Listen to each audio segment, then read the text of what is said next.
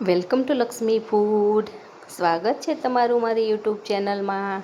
તો ચલો, આજે આપણે બનાવવાના છીએ એકદમ હેલ્ધી, ટેસ્ટી અને ખાવાની મજા પડે એવી પાલકની પૂરી.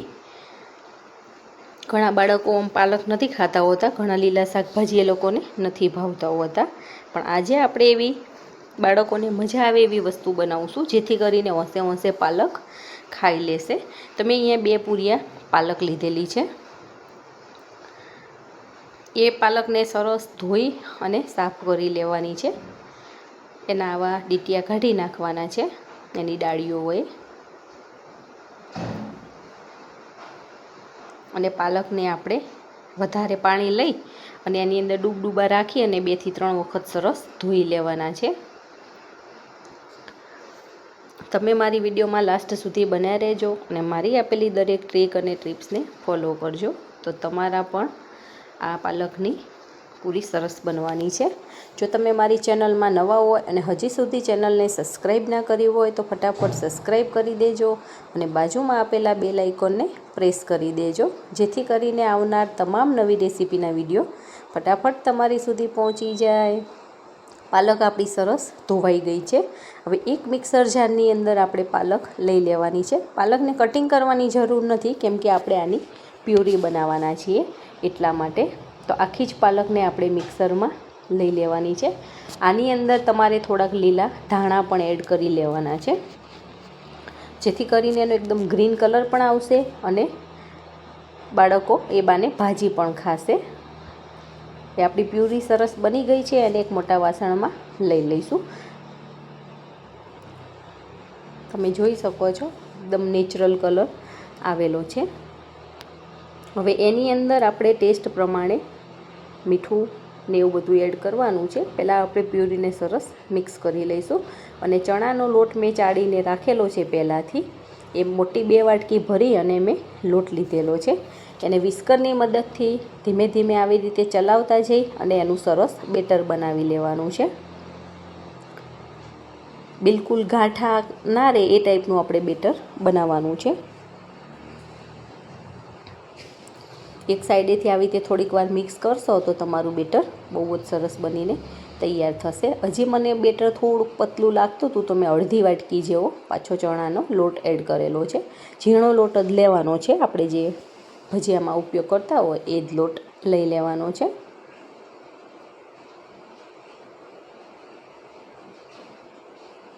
આ પૂરી ખાવાની બહુ જ મજા આવતી હોય છે. વરસાદની ઋતુમાં આપણને આવું કંઈક તળેલું ખાવાની ઈચ્છા થાય તો આપણે આ પૂરી બનાવીને ખાઈ શકીએ છીએ. હવે એની અંદર ટેસ્ટ પ્રમાણે મીઠું એડ કરવાનું છે. તીખાસ માટે થોડુંક લાલ મરચું પાવડર, થોડોક અડધી ચમચી જેવો આપણે અજમો લીધેલો છે અને અડધી ચમચી મરી પાવડર લેવાનો છે. આનાથી એનો ટેસ્ટ બહુ જ સારો આવશે અને ખાવાની પણ મજા આવશે. આની અંદર તમે લીલી મરચી નાખવી હોય તો પણ નાખી શકો છો. બેટર આપણું બનીને એકદમ રેડી થઈ ગયેલું છે.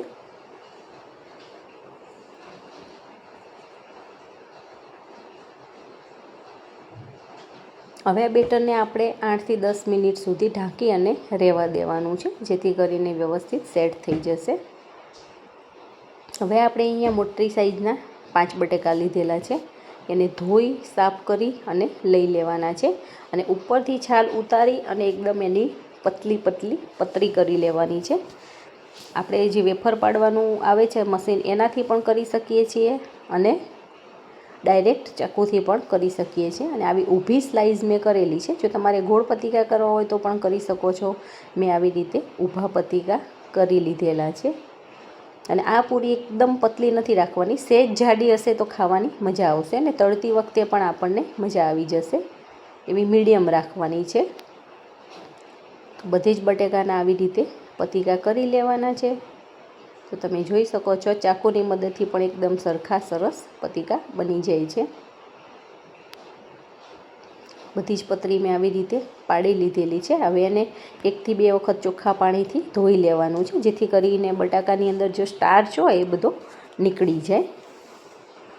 અને પછી આપણે થોડુંક પાણી નાખી અને એને રહેવા દઈશું, જેથી કરીને આપણા બટેકા કાળા ના પડી જાય. પછી આપણે જેમ જેમ જોશે એમ પ્રમાણે આપણે ઉપયોગમાં લેતા જઈશું. હવે બેટરને એક વખત સરખું મિક્સ કરી લઈશું. આની અંદર મેં ચપટી સોડા એડ કરેલો છે. જો ના કરવો હોય તો પણ ચાલે, તો તમે સ્કીપ કરી શકો છો. પણ સોડા નાખેલા હોય, જે ટાટાના સોડા આવે એડ કરું છું. તમે એની જગ્યાએ ઈનો પણ ઉપયોગમાં લઈ શકો છો. સોડા નાખીએ તો પૂરી થોડીક ફૂલે છે એટલા માટે. બાકી ના એડ કરીએ તો પણ અંદર પાલકની પ્યુરી આવેલી છે એટલે આપણું બેટર એકદમ સ્મૂથ જ છે અને પૂરી પણ આપણી સરસ બનશે. હવે બટાકાની જે પતરી કરી લીધેલી છે એને આપણે આની અંદર બોળી લેવાની છે. અને એક બાજુ મેં ગેસ ઉપર તેલને ગરમ કરવા માટે મૂકી દીધેલું છે. તેલ સરસ ગરમ થઈ જાય ત્યાં સુધી આપણે આ પ્રોસેસ કરી લઈશું. હવે તેલ પણ આપણું સરસ ગરમ થઈ ગયેલું છે. શરૂઆતમાં આપણે ફૂલ ગેસની ફ્લેમ ઉપર જ આ પતરી મૂકી દેવાની છે તેલમાં. પછી આપણે ગેસની ફ્લેમને થોડીક સ્લો કરી દેવાની છે. એકદમ સ્લો નથી કરવાની, નહીં તો અંદર તેલ ભરાઈ જશે. આપણે મીડિયમ ગેસની ફ્લેમ ઉપર કરવાના છીએ. મારું બેટર હજી થોડુંક પતલું લાગે છે, જેથી કરીને થોડીક મમરી પડે છે. પણ હજી તમે થોડોક લોટ વધારે નાખશો તો પણ ચાલી જશે. હવે એક સાઈડેથી થોડીક ડ્રાય થાય પછી આવી રીતે આપણે એને પલટાવી લેવાની છે અને બંને બાજુથી સરસ થોડોક ગોલ્ડન બ્રાઉન કલર આવે ત્યાં સુધી ચડવી લેવાની છે, જેથી કરીને અંદર બટાકું છે આપણું એ સરસ પાકી જાય. એનું પડ તો પતલું હોય છે એટલે ઉપર તો તરત શેકાઈ જશે, પણ બટાકું આપણું સરખું ચડે એ વસ્તુનું ખાસ ધ્યાન રાખવાનું છે. કાચું બટાકું રહે તો આપણને ખાવાની મજા નથી આવતી હોતી. એટલે દરેક નાની નાની ટ્રીપ્સને આપણે ફોલો કરવાની છે. તમે બાળકોને લંચ બોક્સમાં પણ ભરી આપી શકો છો અને આને તમે ફરસાણ તરીકે પણ બનાવીને સર્વ કરી શકો છો. તો તમે જોઈ શકો છો પૂરી બંને સાઈડેથી આવી લાઇટ ગોલ્ડન બ્રાઉન કલર જેવો કલર એનો આવી ગયેલો છે. તો પૂરીને નિતારી અને આપણે કાઢી લેવાની છે અને આને ટીશ્યુ પેપર હોય એની ઉપર રાખી દઈએ તો બહુ બેસ્ટ, કેમ કે એમાં તેલ રહેલું હોય બધું એકદમ નીતરી જાય છે. અથવા તો તમે કાણાવાળા પ્લેટ અથવા તો બાઉલની અંદર રાખી શકો છો, જેથી કરીને એની અંદરથી બધું જ તેલ નીતરી જશે. એ બધી જ પૂરી આપણી બનીને રેડી થઈ ગઈ છે. એક સર્વિંગ પ્લેટ લઈ અને આપણે એને ખજૂર આંબલીની ચટણી સાથે અત્યારે સર્વ કરેલી છે. તમે ટોમેટો કેચઅપ કે બીજી ગ્રીન ચટણી, બધી ચટણી આપણે સાથે ખાવાના છીએ. અત્યારે સર્વિંગમાં મેં ખજૂર આંબલીની ચટણી લીધેલી છે. તો છે ને એકદમ સરસ હેલ્ધી, ટેસ્ટી, બધાને ખાવાની મજા આવે એવી અને જોતાં જ ખાવાનું મન થઈ જાય એવી પાલકની પૂરી આપણી બનીને તૈયાર થઈ ગઈ છે ને એકદમ સરસ. આ વરસાદની ઋતુમાં તમે પણ બનાવજો અને કમેન્ટ કરીને મને કહેજો કે તમારી આ પૂરી કેવી બને છે. તો તમે પણ બનાવો અને વરસાદનો આનંદ માણો. Thank you.